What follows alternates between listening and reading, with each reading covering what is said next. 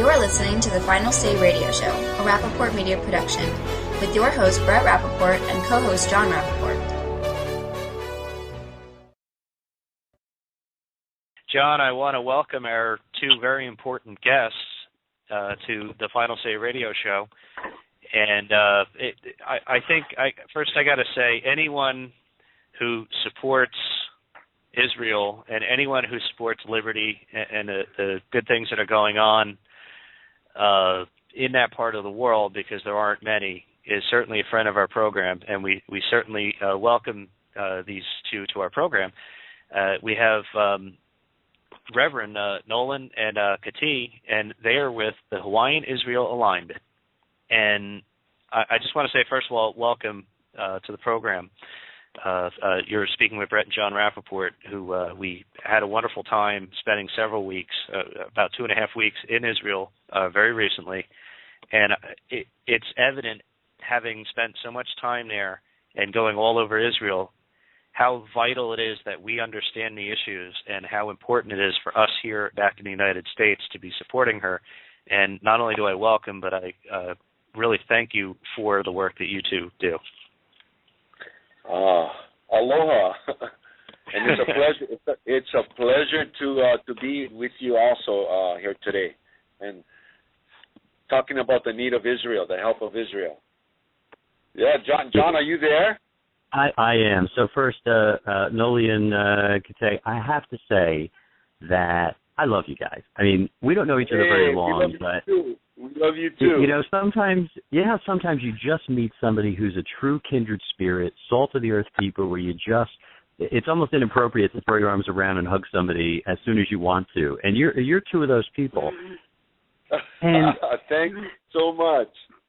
I mean it from the bottom of my heart. Now, we met at a fabulous event at this gala dinner that was hosted in Washington, D.C., and it was actually a very interesting event, as you know, because it was world leaders from all around the world, leaders in both faith and politics from around the world, a lot of NGOs like yourself, collectively people who are really doing a great job to make the world a better, a safer, a healthier place.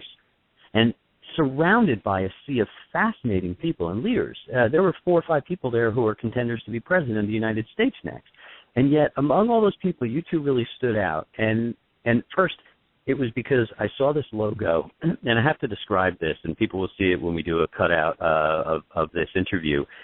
Your logo is like Aboriginal tribes in a traditional canoe, which you'll have to tell me the name of, and they're paddling against the waves toward a beacon of light, which is the Star of David coming out of a piece of an Israeli flag.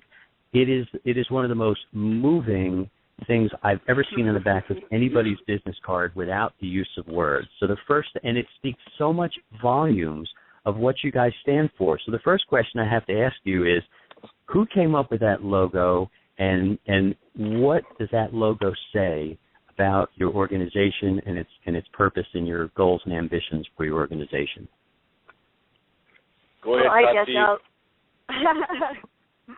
Okay, I'm Kaatee. It's a pleasure to be here with all of you today. Thank you for this opportunity. And yes, the logo was something just playing around on the computer.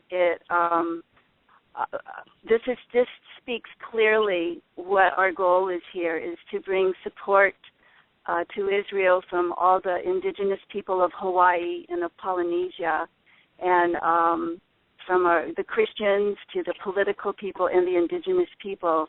And that is our goal, is to bring support to Israel. And actually the logo just came up by playing around on the computer. It was just a God thing. It just popped up, and I just kind of put it together, and it just came out this way. And we were really excited when we saw it, because it clearly speaks what our goal is, and that is to reach Polynesia and the Hawaiian Islands, and to bring support to Israel, giving awareness of what is going on, the crises that Israel is facing today. And we just want to, we have a petition and a declaration, and we are covering our whole state of Hawaii and many of the tribes of Polynesia to sign our petition and to come into solidarity and alignment with Israel. I'd like to add on our logo, John, you can see the indigenous people, the Hawaiian people, paddling towards Israel, and it's a logo that depicts that we are totally focused, and our direction and the direction of our hearts focused on the need to help Israel in any way, shape, or form. The determination is towards Israel. That's where the heart is. Amen. You know, one of the things that struck me in talking to you was the story itself, and in particular, the idea that you have basically the indigenous peoples, and not just of Hawaii. The beautiful thing about your story is, as Hawaiians, there's a significant tale of the challenge of indigenous peoples, and then ultimately how they work their way into being a part of the American fabric. But to look at the indigenous peoples, not only of Hawaii, but of Polynesia, some American Indian tribes and things of that, and the fact that these people have a natural empathy, and this is a story you're telling, there's this natural empathy with the Jewish people who are, let's face it, the indigenous tribes, literally, of Israel, of the nation state of Israel. And I think it's an enormously inspiring tale that you're telling. Absolutely. So who do we thank for that? Which and it's probably a collaborative effort, but how did that inspiration come about? Was this divine intervention? Was there something circumstantially that happened in your life? Well, John, prior to coming back from Israel, Kaatee and I, with Rosemary Schindler's tour group, when coming back, we both got definitely inspired of how we could align Hawaii with Israel. And so taking that upon us as we started to dive into this, how can we align Hawaii with Israel? So we are trying to get the church voice, the indigenous voice, and the political voice in Hawaii. And then that led to our determination to get Hawaii aligned with Israel. God opened up the door for the Polynesian side, and not only with Tahiti and all of Polynesia. We've been, from our packet, that God has just been opening up the doors for us to, we've got asked to come and share in Tahiti, but funds is always something that Kaatee and I just keep praying, Lord, you need to open up that door for us, but there's definitely a move of God in what's going on with Israel, with the indigenous people and all of Hawaii. So it's just exciting that we're moving in that direction in all of Polynesia. And through our experience finding out what they have a certain amount of knowledge about Israel, but not the fullness of it. And this is where Kaatee and I will come in with the Hawaii-Israel alignment to bring that fullness of the importance of supporting Israel in this day in which we live. Well, I think your unequivocal support of Israel is absolutely terrific, and it's inspiring.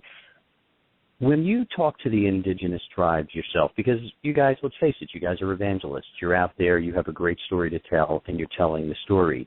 How, and in many cases, you're competing against very powerful news outlets who, unfortunately, are telling a story that's very often not true and very detrimental to Israel and to our way of life.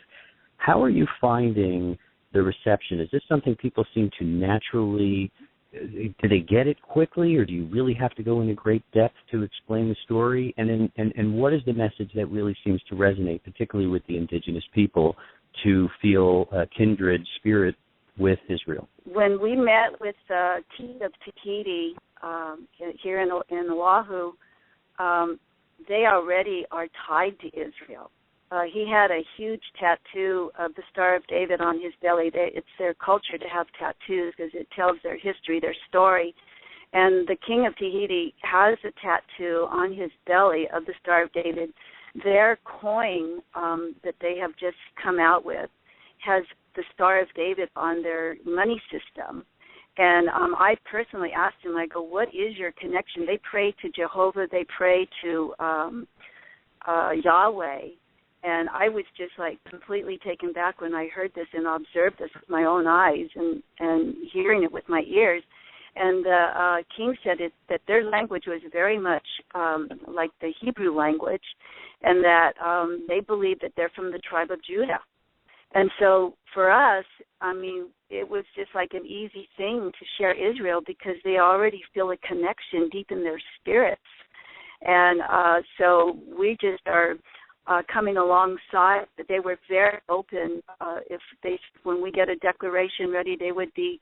This king, he would pass it on to all the other chiefs and leaders of Polynesia, which includes Micronesia, all the different islands. It's the Polynesian Triangle, which includes Hawaii, New Zealand, and Easter Island. It's a triangle of Polynesians that he was said he would be willing to take. Israel is a kindred spirit to them. They feel connected. And so that's very exciting when we found this out. We had breakfast with him. It was nothing, and it turned out right on Nowlin's property because his brother is very involved with the indigenous people in Asia. So it seemed that we were having breakfast with the king and it wasn't even planned. That's very interesting.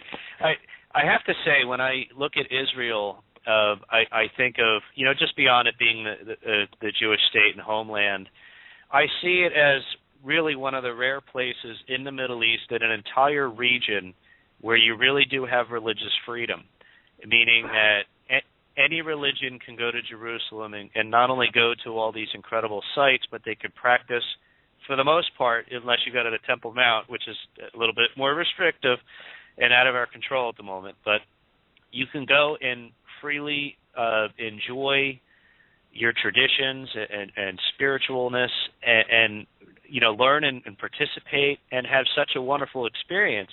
And I think the concern for not just us and for you guys, for so many people, is that if we abandon and even allow ourselves to say, well, let's just give more, give up this area, give up that, and so on and so forth, that we may forever lose the ability to enjoy these incredibly rich and important areas. And I think what we need to do, instead of saying, how do we negotiate, this type of path, I think we have to speak very clearly on the importance of religious freedom, the importance of liberty for people, and self-government and things of that nature. And I not to make this so political, but I think what happened in Egypt over the last, bunch of months is very telling of that story of what happens when you try to force something on people who really don't want it. And right. Being next to Israel, I think the Egyptian people themselves say, we might not agree with the Jewish state on all issues, but we certainly agree with them on this issue of our freedom. And another thing, and we've had so many wonderful guests, defending Christianity around the Middle East. But Christianity has been under attack for a long time, and that has to be addressed as well. So we share in the same concerns, and I think when we stand united, we could work together to really face this problem head on. Correct. Amen. Amen. We agree with you. And I have to say, it's very interesting because, Hawaii, from where we are here on the East Coast, Hawaii is a very far place as well. And I think it's amazing how the expansion of religious ideas goes around the globe. And I think that, there are other places to look at as well. And, there's certainly, when we were in Israel, I'm sure you noticed this too, there were so many South and Central American contingencies that had gone to Israel. And you really saw a lot of Asian groups and really people from all over the world are going there to try to experience what we have and the things that we believe in. I think it's a great thing, and I think we really need to push out from Israel and not just contain it from, there. Well, John, I totally agree. We totally agree with you on your statement. And when you're talking about the church in the States, the sad thing about it is that there are many churches, Christians, that have taken the route of replacement theology.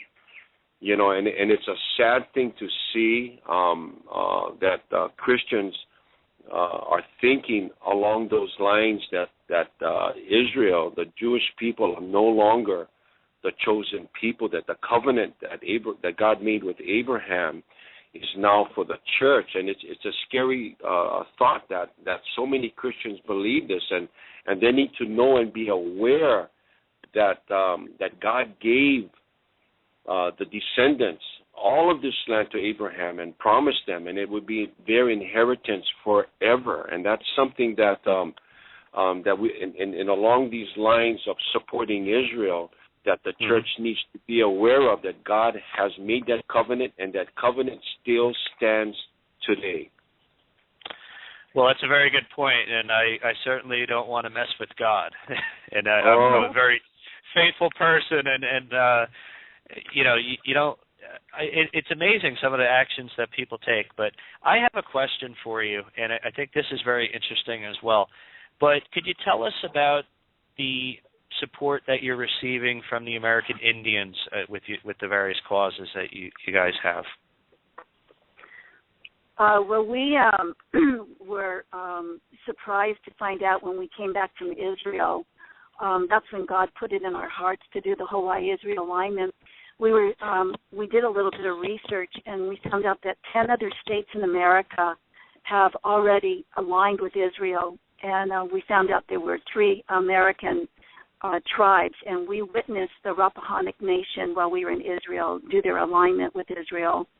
And then in April, I was able to attend the Navajo Nation with President Shelley there, and watch their alignment and witness it. And it was just so touching to see the Navajos sounding the shofar and supporting Israel.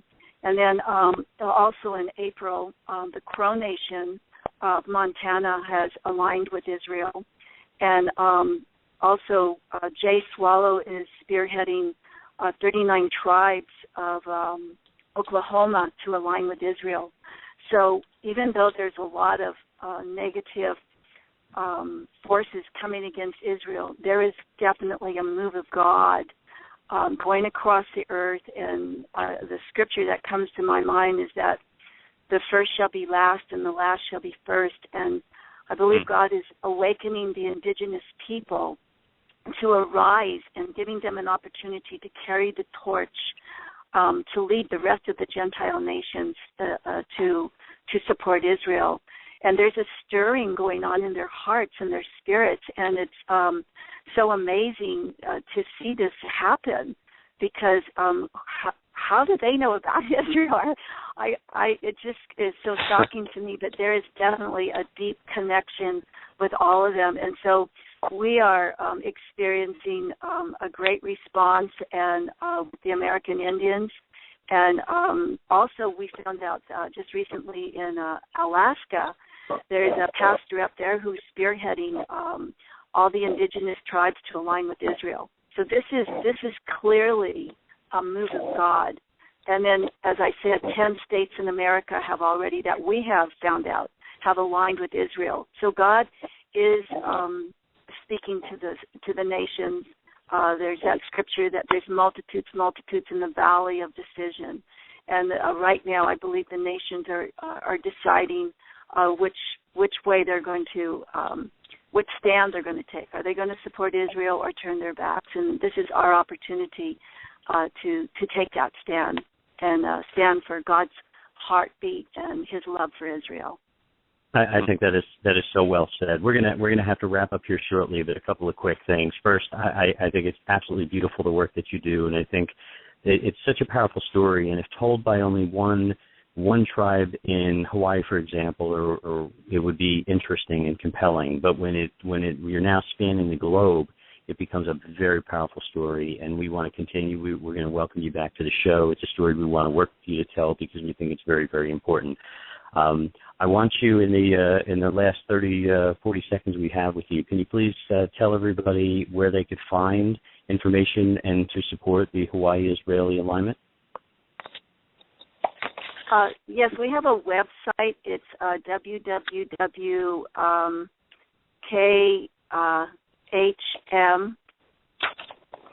and Hawaii.com. So KHMHawaii.com.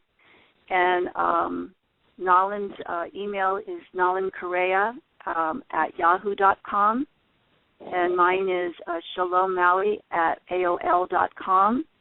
And we're going to be having a big conference coming up at the end of May, a night to honor Israel. And we would just love everyone to check us out. And you're all invited to come to Hawaii. Well, excellent. And one day we look forward to flying with you, maybe from Hawaii to Israel. We're certainly not going to take one of those canoes. I saw Kontiki. It's a little more manly than I'm prepared to handle. Anyway, thank you so much for joining us today on the Final Say. We'll be in touch with you shortly, and we absolutely will be having you back again soon.